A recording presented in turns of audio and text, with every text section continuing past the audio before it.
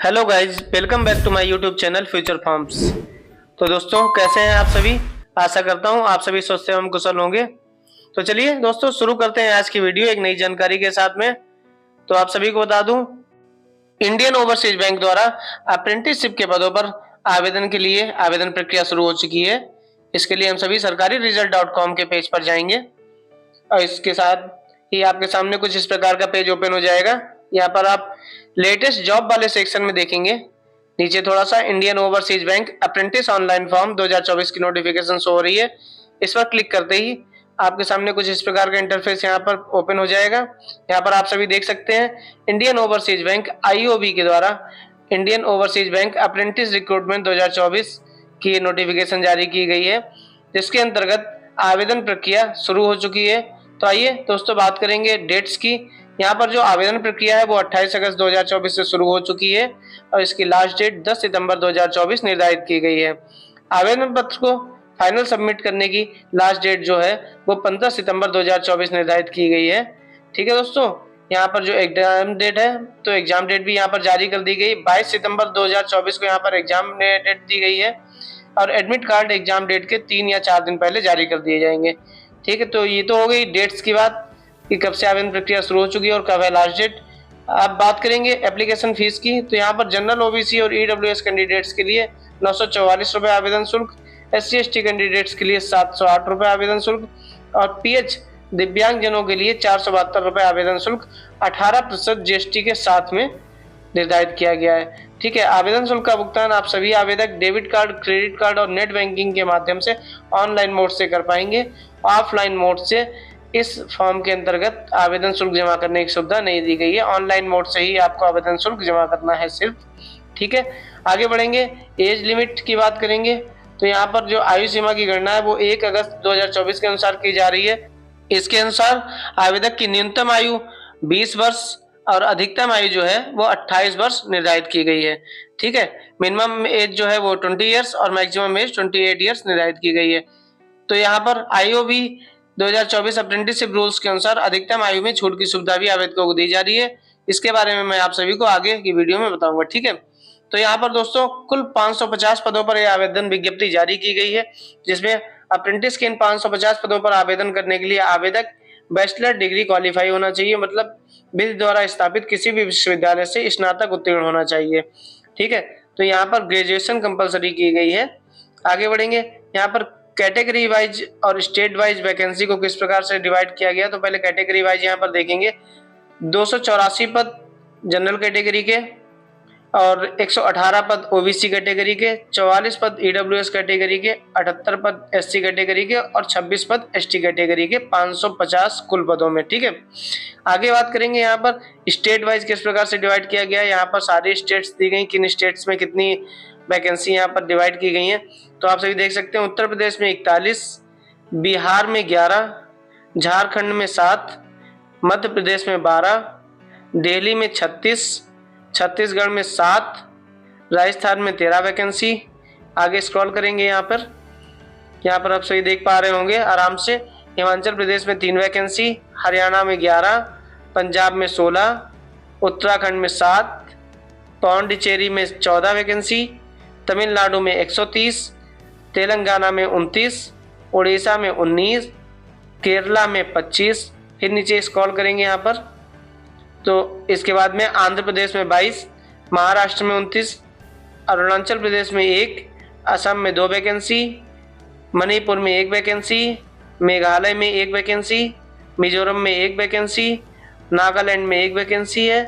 ठीक है, आगे बढ़ेंगे यहाँ पर, त्रिपुरा में 2 वैकेंसी, कर्नाटका में 50, वेस्ट बंगाल में 22, गुजरात में 22, अंडमान एंड निकोबार आइलैंड में 1, सिक्किम में 1, जम्मू एंड कश्मीर में 1, छत्तीसगढ़ में 2, लद्दाख में यहाँ पर 0 वैकेंसी है।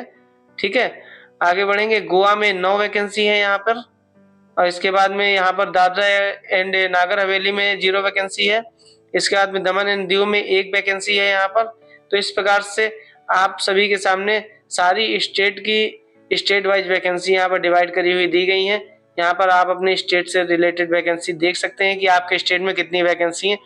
यहाँ पर ऑल इंडिया कैंडिडेट्स के लिए ये आवेदन प्रक्रिया जारी की गई है। डेट्स तो मैं आप सभी को बता ही चुका हूँ किस प्रकार से आवेदन करना है, तो आप सभी को बताना है। तो यहाँ पर आप सभी देख सकते हैं कि यहाँ पर क्लियरली दिया हुआ है, आवेदन करने से पहले सभी आवेदक एक बार नोटिफिकेशन को ध्यानपूर्वक जरूर पढ़ लें, इसके बाद ही आवेदन प्रक्रिया में आगे बढ़े। आवेदन करने से पहले सभी आवेदक अपनी हैंड रिटन डिक्लेरेशन, एलिजिबिलिटी योग्यता प्रमाण पत्र, शैक्षिक प्रमाण पत्र, एड्रेस प्रूफ, आधार कार्ड अपने पास पहले से सुरक्षित रख लें और इसी के साथ में फोटो, सिग्नेचर, आईडी प्रूफ और थंब इम्प्रेशन की स्कैन कॉपी अपने पास पहले से सेव कर लें। ठीक है, आगे बढ़ेंगे यहाँ पर।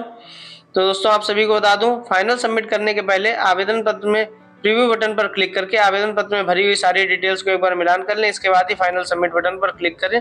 आवेदन शुल्क का भुगतान करना आप सभी आवेदकों के लिए अनिवार्य है। जो आवेदक आवेदन शुल्क का भुगतान नहीं करेंगे उनका एप्लीकेशन फॉर्म कंप्लीट नहीं माना जाएगा। ठीक है, तो वो रिजेक्ट हो जाएगा। और आवेदन शुल्क का एक प्रिंट आउट अपने पास सुरक्षित कर लें जो भविष्य में आप सभी के काम आएगा। यहाँ पर आप सभी देख पा रहे होंगे, यहाँ से आप इसकी ऑफिशियल वेबसाइट देख सकते हैं, इंडियन ओवरसीज बैंक की ऑफिशियल वेबसाइट। इस लिंक पर क्लिक करके देख पाएंगे आप सभी। और इसके बाद में मैं आप सभी को आगे के स्टेप्स बताऊंगा। चलिए यहाँ पर मैं आप सभी को पहले एक बार वेबसाइट दिखा देता हूँ इंडियन ओवरसीज बैंक की। इस तरीके से कुछ यहाँ पर वेबसाइट आती है, हिंदी और इंग्लिश दोनों लैंग्वेजेस में है, तो आप जो लैंग्वेज में चाहें वो लैंग्वेज में ओपन कर सकते हैं। फिलहाल तो इस वेबसाइट का कोई यूज नहीं है आपको आवेदन करने के लिए। आप sarkariresult.com के पेज से डायरेक्ट जा सकते हैं और मैं अपनी वीडियो में भी डिस्क्रिप्शन में लिंक दे देता हूं ऑनलाइन करने का। तो आप जो भी फॉर्म अप्लाई करना चाहते हैं तो यहां से आप कर सकते हैं। यहां से आप डाउनलोड नोटिफिकेशन की बटन पर क्लिक करके संबंधित नोटिफिकेशन देख सकते हैं, आवेदन पत्र से संबंधित नोटिफिकेशन को। तो चलिए एक बार नोटिफिकेशन को भी देख लेते हैं क्या कुछ दिया गया है नोटिफिकेशन में आप सभी के लिए। तो इसको थोड़ा जूम कर लेंगे आप सभी को जिससे आसानी हो। तो यहाँ पर आप सभी देख पा रहे होंगे इंडियन ओवरसीज बैंक की ये नोटिफिकेशन कुल 15 पेजों में जारी की गई है। ये अप्रेंटिसशिप पदों के लिए है जो नोटिफिकेशन। यहाँ पर नीचे स्क्रॉल करेंगे, डेट्स में आप सभी को पहले ही बता चुका हूँ। इसके बाद में यहाँ पर स्टेट वाइज और कैटेगरी वाइज यहाँ पर डिवाइड की गई है वैकेंसीज वो दी हुई है, ये भी मैं आप सभी को पहले ही बता चुका हूँ। डेट्स के बारे में आपको बता दूं, 28 तारीख इसकी वैसे तो स्टार्टिंग डेट है और 10 सितंबर लास्ट डेट है, लेकिन 10 के बाद में 5 दिन के लिए यहाँ पर सबमिट करने के लिए ऑप्शन दिया जा रहा है। ठीक है, तो लास्ट डेट इस प्रकार से कुछ यहाँ पर 15 सितंबर निर्धारित हो जाती है। ठीक, यहाँ पर देख सकते हैं आप सभी वही डिटेल में यहाँ पर दी हुई है वैकेंसी किस प्रकार से यहाँ पर डिवाइड की गई है। ठीक है, एलिजिबिलिटी क्राइटेरिया यहाँ पर नेशनलिटी सिटीजनशिप तो यहाँ पर दिया हुआ है। और आगे बढ़ेंगे, यहाँ पर नीचे स्क्रॉल करेंगे क्या कुछ दिया हुआ है एप्लीकेशन की नोटिफिकेशन में। देखिए दोस्तों, ये सभी कुछ आप सभी को मैं पहले ही बता चुका हूँ। यहाँ पर जो आयु सीमा की गणना 1 अगस्त 2024 के अनुसार की जा रही है और जिसके अनुसार आवेदक की न्यूनतम आयु जो है वो 20 वर्ष और अधिकतम आयु 28 वर्ष निर्धारित की गई है। अधिकतम आयु में छूट की जो सुविधा है उसके अनुसार यहाँ पर जो रिलैक्सेशन है वो सभी बताऊंगा मैं आप सभी को। यहाँ पर आप सभी देख पा रहे होंगे क्लियरली SC ST कैंडिडेट्स जो हैं उनके लिए यहाँ पर 5 वर्ष की छूट दी जा रही है और इसके बाद में OBC कैंडिडेट्स को 3 वर्ष की छूट दी जा रही है।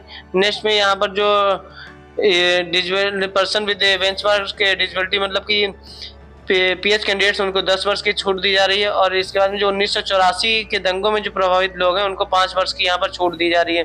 इसके बाद में यहाँ पर जो लास्ट पॉइंट है 5वां पॉइंट, उसमें जो विडो महिलाएं हैं, डाइवोर्स महिलाएं हैं और जो सेपरेटेड महिलाएं जिन्होंने दोबारा विवाह नहीं किया है उनके यहाँ पर जो है जनरल OBC की जो महिलाएं हैं उनको यहाँ पर अधिकतम आयु जो है वो 35 वर्ष और OBC ने जो महिलाएं हैं उनको यहाँ पर अधिकतम आयु 38 वर्ष और SC ST महिलाओं की अधिकतम आयु 40 वर्ष निर्धारित की गई। तो कुछ इस प्रकार से यहाँ अधिकतम आयु में छूट भी दी जा रही है। इससे एप्लीकेशन आप सभी के लिए बहुत ईजी हो जाएगी। ठीक है, जो आवेदक एज की सीमा को क्रॉस कर चुके हैं वो भी यहाँ पर छूट का लाभ लेके आवेदन कर पाएंगे आराम से। आगे बढ़ेंगे, यहाँ पर और क्या कुछ दिया हुआ है किस प्रकार से कुल 15 पेजों में नोटिफिकेशन दी हुई है, इसलिए नोटिफिकेशन को पढ़ना आप सभी लोगों के लिए अनिवार्य है। नोटिफिकेशन को जरूर से जरूर ध्यानपूर्वक पढ़ लें आवेदन करने से पहले, जिससे आपके आवेदन में किसी प्रकार की कोई त्रुटि ना रह जाए। ठीक है, क्योंकि आवेदन पत्र में एक बार त्रुटि होने के बाद में बहुत सारी कंडीशंस लागू हो जाती हैं कि आवेदन पत्र में करेक्शन की सुविधा दी जाएगी कि नहीं दी जाएगी। फिलहाल मैं आप सभी को बता दूं इसमें जो है वो करेक्शन के लिए डेट्स नहीं आएंगी, तो आप लोग एक बार में ही अपना जो है वो फॉर्म जो है वो सही तरीके से फिल करें। ओके, यहाँ पर स्टिपेंड दिया गया है, यहाँ पर आप सभी देख सकते हैं 3 प्रकार से यहाँ पर स्टिपेंड दिया गया है। मेट्रो के लिए यहाँ पर मंथ जो है वो 15,000 स्टिपेंड दिया गया है और अर्बन के लिए यहाँ पर पर मंथ 12,000 स्टिपेंड दिया गया है। और यहाँ पर जो लास्ट है सेमी अर्बन या रूरल, ठीक है, इसके लिए यहाँ पर 10,000 स्टिपेंड दिया गया है। तो इस प्रकार से यहाँ पर आप सभी देख पा रहे होंगे, यहाँ पर क्लियरली दिया हुआ है, सारी डिटेल्स यहाँ पर क्लियर दी जाती हैं। आप सभी आराम से यहाँ पर इजीली देख के फॉर्म को फिलअप कर सकते हैं। बहुत ईजी स्टेप्स होती हैं फॉर्म की, और एक बार आप वीडियो को पूरा देख लेंगे तो आपको फॉर्म खुद ही समझ में आ जाएगा। ठीक है, यहाँ पर देखिए स्टिपेंड पर मंथ में यहाँ पर जो छूट दी जा रही है, सब्सिडी दी जा रही है, वो 4500 रुपये दी जा रही है। तो आप सभी इसमें से लेस करके देख पा रहे होंगे, 15,000 में 4500 लेस करके 10,500, अर्बन के लिए 12,000 में 4500 लेस करके 7,500, सेमी अर्बन रूरल में 10,000 में 4500 लेस करके 5,500। ठीक है, सिलेक्शन प्रोसीजर यहाँ पर दिया गया है, रिटन एग्जाम होगा यहाँ पर आप सभी का। ठीक है, ऑब्जेक्टिव का क्वेश्चन होंगे। ओके, तो इस प्रकार से आपका यहाँ पर सिलेक्शन प्रोसीजर है। यहाँ पर आप सभी देख पा रहे होंगे फर्स्ट नंबर पॉइंट में online written test, objective type the online written examination structure is as below. तो यहाँ पर आप सभी को अभी आगे सिलेबस भी देखने को मिलेगा कि सिलेबस क्या है इस आवेदन प्रक्रिया से संबंधित, वो भी आप यहाँ पे देख लेंगे। इसीलिए नोटिफिकेशन को बार बार कहता हूँ कि देखना बहुत जरूरी होता है, इससे आप सभी को सारी जानकारी हो सके। यहाँ पर देख सकते हैं आप, सिलेबस दिया हुआ है जो 4 स्टेजेस में है। यहाँ पर पहले स्टेज में आपका जनरल एंड फाइनेंशियल अवेयरनेस के क्वेश्चंस आएंगे 25, जो कुल 25 अंकों के होंगे। सेकंड स्टेज में यहाँ पर जो है वो जनरल इंग्लिश के 25 क्वेश्चंस आएंगे जो कुल 25 अंकों के होंगे। और यहाँ पर जो थर्ड स्टेज है वो है क्वांटिटेटिव एंड रीजनिंग एप्टीट्यूड, इसके कुल 25 क्वेश्चंस होंगे जो कुल 25 अंकों के होंगे। और लास्ट स्टेज में, यहाँ चौथी स्टेज में दोस्तों आप सभी देख पा रहे होंगे कंप्यूटर और सब्जेक्ट नॉलेज। ठीक है, तो यहाँ पर कंप्यूटर और सब्जेक्ट नॉलेज के कुल 25 क्वेश्चंस होंगे जो कुल 25 अंकों के निर्धारित किए गए। तो इस प्रकार से आप सभी के सामने कुल 100 क्वेश्चंस होंगे जो कुल 100 अंकों के लिए निर्धारित किए जाएंगे। मतलब कि प्रति क्वेश्चन 1 अंक निर्धारित किया गया एग्जामिनेशन में, जिसके लिए कुल आपको 90 मिनट अर्थात 1.5 घंटे का समय दिया जाएगा एग्जाम के लिए। ओके, तो यहाँ पे आपका सिलेबस भी हो गया, आपको एज लिमिट भी पता चल गई, फीस भी पता चल गई। ठीक है, किस प्रकार से आपको आवेदन करना है वो भी पता चल गया। अभी मैं आप सभी को आवेदन लिंक पर जाके आपको एक बार आवेदन करने की प्रक्रिया और दिखा दूंगा। ठीक है, किस प्रकार से आवेदन करना है आपको, और फिलहाल सारी डिटेल्स मैंने आपको दे दी।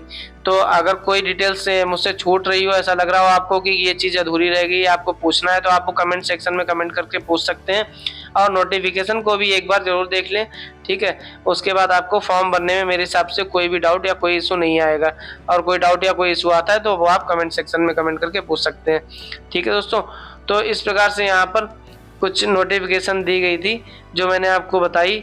ठीक, यहाँ पर आप नोटिफिकेशन देख सकते हैं। जनरल इंस्ट्रक्शंस यहाँ पर लास्ट में दिए गए हैं, ये इनमें कोई इंपॉर्टेंट इंस्ट्रक्शंस नहीं होते हैं, बस यही होता है कि आपको फॉर्म किस प्रकार से फिलअप करना है।